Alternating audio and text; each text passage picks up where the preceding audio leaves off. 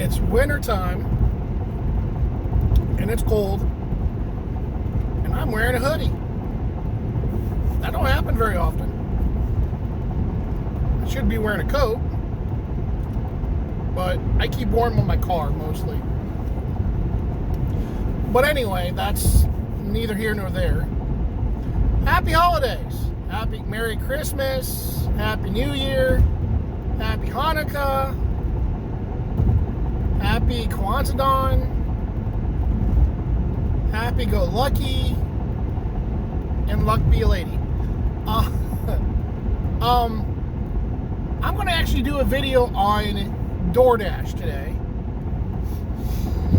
I haven't really done any DoorDash videos. It's been mostly gaming, which is really my main focus now. But I've covered several things on DoorDash, and I'm going to cover one of the advantages of working a bigger city versus a smaller one. There's several advantages to that. Now, it's going to be some driving, it's going to be more mileage. On tax write-off season, that's a good thing. The more mileage you get, the better it is. There's more stuff to do in a bigger city. So if you're not running DoorDash and you want a couple hours off to do something, and you want to go hit a place you don't really visit very often, a bigger city is going to have a lot of what your small towns don't have. And when I'm talking about bigger city, I'm talking about Columbus, Cleveland, Detroit, Indianapolis, Fort Wayne, Jacksonville, Laredo, San Antonio, Los Angeles. You get the picture. Chicago. Don't ever do Chicago. Probably not Los Angeles either. But you get my point. I don't know if I'm ever going to... Chicago, I'm never going to run because I'm rarely ever going to be there. Los Angeles, I doubt I'm ever going to be there. But anyway, I've taken 2 minutes to basically talk about advantages, and I haven't really got to it yet. So one of the biggest advantages to being in a bigger city is, like, let's take Columbus, for example. I was actually in Columbus tonight, and it's broken up to pretty much a 9x9 with several bigger cities around it, like Delaware, Grove City, New Albany. Those are places that are outside of Columbus. But Columbus itself is broken up into 9 to 12 regions. I don't remember. I'm not exactly sure without looking because I don't run it very often. But here's the biggest advantage about having all those sections. They're all connected. So on the DoorDash map, when they're all connected, I can go to a place that has a $3 peak pay, for example. Go to the place that has the biggest peak pay, and any place I run that's connected will give you that $3 peak pay. So let's say I pick up in Hilliard, which is where I start, and I take it to downtown Columbus, just over the line of where Hilliard goes, then I will get the $3 peak pay. Let's say I get another order that is in downtown Columbus, maybe go another mile east of Hilliard's border for the DoorDash line. So I'm in a totally different section that has no peak pay.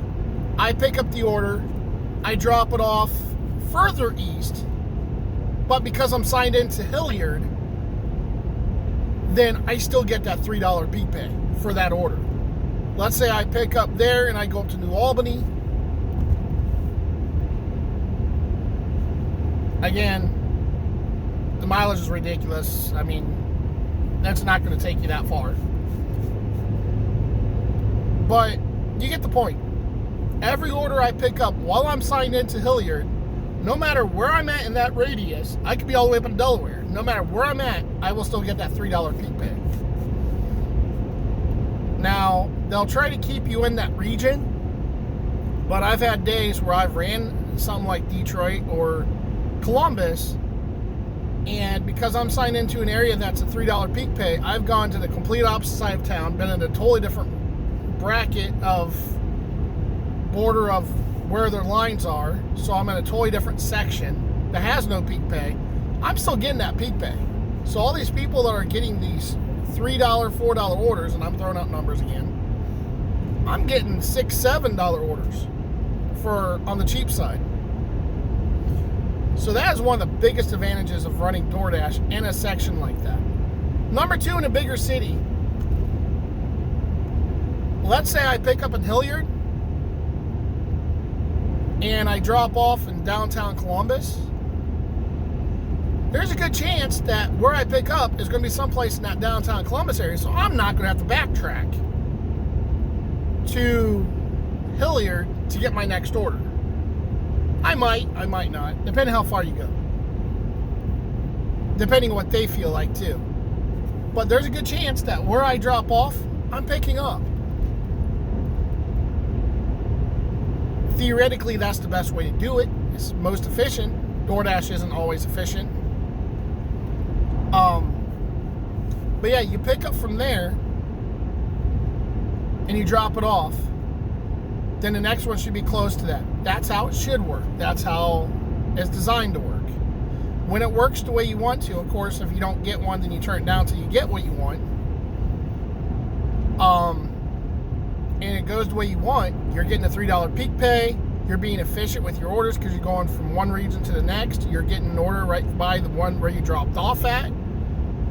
When you're in a smaller city, let's say you're in Athens, and I know that'll have a bigger area, but let's say you're running Athens, Ohio. You might get one on this side, go completely across town, which isn't very far, granted. You drop it off, then they might send you back to that first area, pick up another one to take it to a different area of town. Then you might have to come back to that area again to pick up, and so on and so forth. So I'm not being efficient because I'm picking up from one area and I keep coming back to that area to pick up because that's where everything is.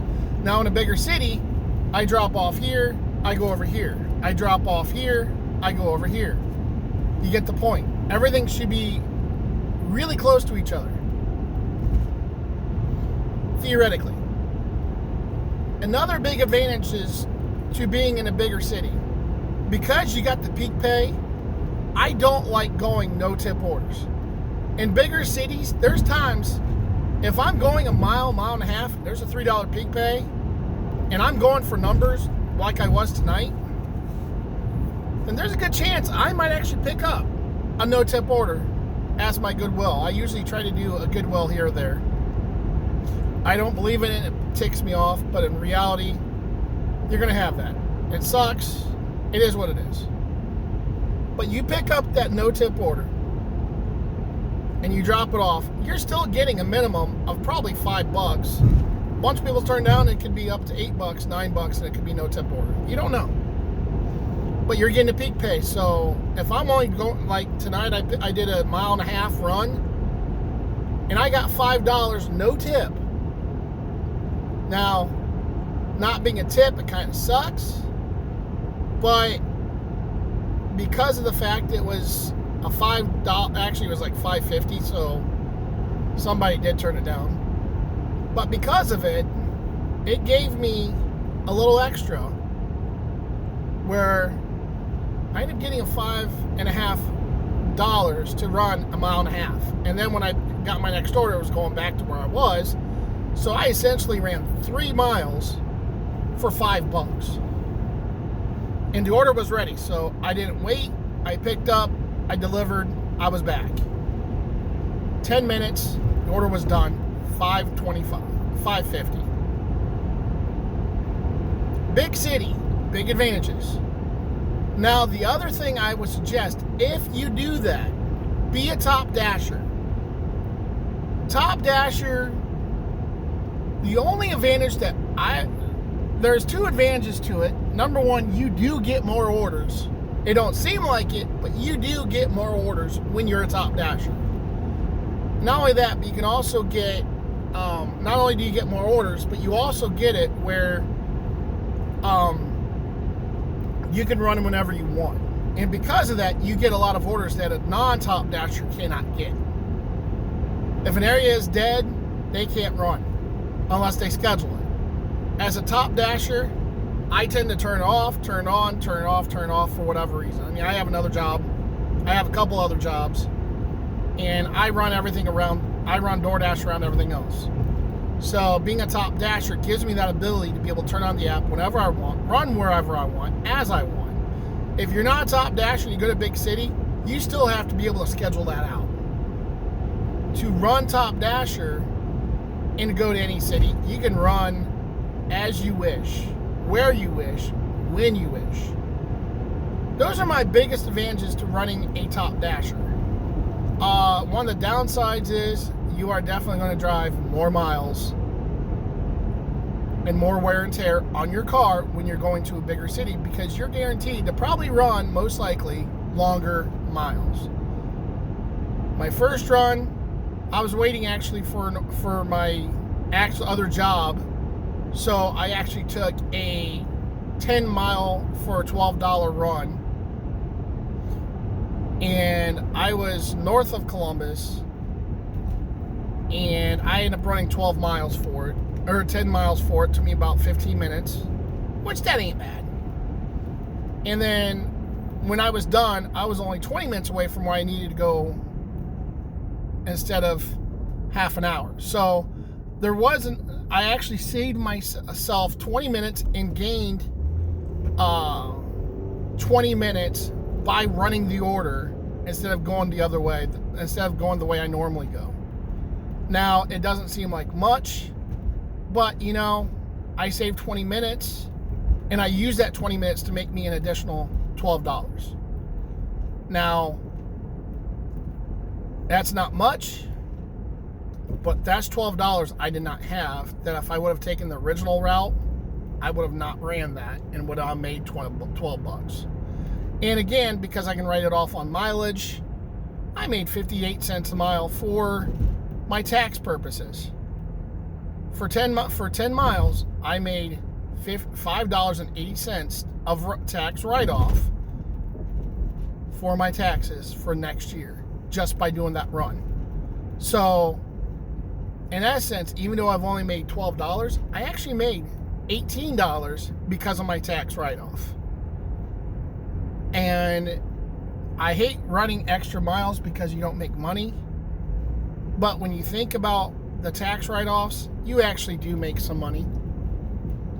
And so yeah, you run more miles, but you get more orders.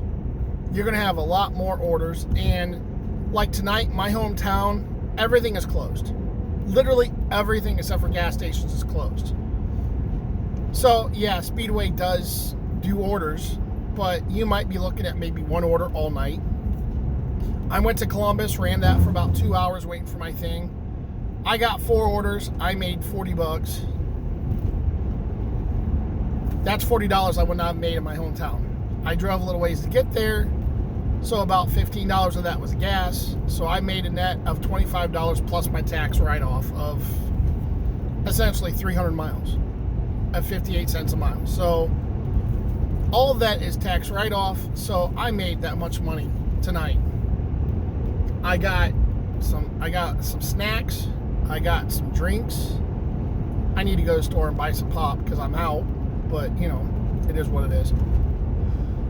But I needed the caffeine because it's a long trip to where I need to go. But again, you put all the factors into it. I spent $10 on snacks and food. I spent $15 on gas. I made $40 for on DoorDash. I picked up my route in Columbus, which I'm going to save myself about an hour of time by taking it from Columbus to my route. And by doing all that together, I'm saving myself an hour. I got about 300 miles of tax write-off, which, no, it's not worth it to go to Columbus for that reason. But it is worth it to go down to Columbus because of the fact that by the time it's all said and done, I got 300 miles for tax write-off. I got $40 for running. I spent $25 on snacks and gas, and I'm still netting $15 to $20 plus my tax write-off, plus the fact I'm saving myself an hour on my route. So that I normally run as my primary job. So you put all that together, I'm coming out way ahead. It's all how you want to figure it. But that's how I figure it. So you guys be blessed, have a good night. And that's my advantages for running DoorDash in a bigger city versus smaller city.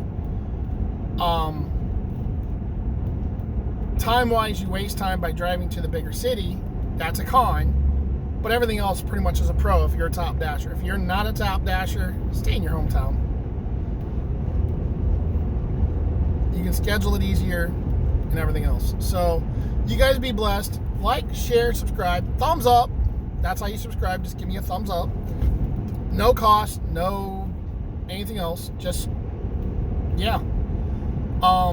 Be blessed and have a good holiday.